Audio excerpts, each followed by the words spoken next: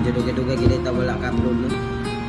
Karon naka-upload naman gani unta ko. Pero ang topic ako sa mabuwang atong nadisgrasya sa motor.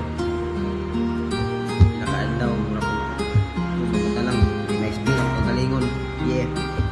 Dakong gabi ko gipukaw ug ako kay nahibulong daghang miss call akong cellphone ambot unsa ang tumong nikalit na ay nisulti imong kuya na disgrasya baliwala ra nako nagtuo ko ginagmayra ug karon kay nikalit lang og lihok ang kalawasan naglibo ko og ngano wa man sad ko gitugnawan nisulod hunahuna ang bating panghitabo nitulo mga luha naghilak og nagbako karon ako gitawagan sa usa ko ka igsuon ana syawa na si kuya lisod ka ayo dawaton tungod nakalitan wala pa dayon ko nituo pag open ko sa messenger kalibutan ko niguho walag tuo ang nadunggan sa panghitabong bati wa nagtuo akong dugan sa nakita kong kalit di ka tuo sige tulo mga luha nga bait wa ka tuo sa nakitaan sa chat nila nga sakit ni biyahe og dali nga hunahuna kay lutaw ni gahi og kalit way duha-duha ang kuyaw di bali kong nabalik mga agi sa pulaw kinabuhi gid palit og kuwang-kuha sa suwaw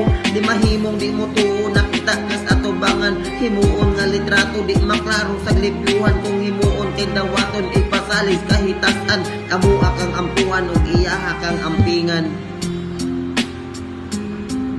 ya di manini dili maarang sa 24 ka linya ang imong tinuod nga istorya.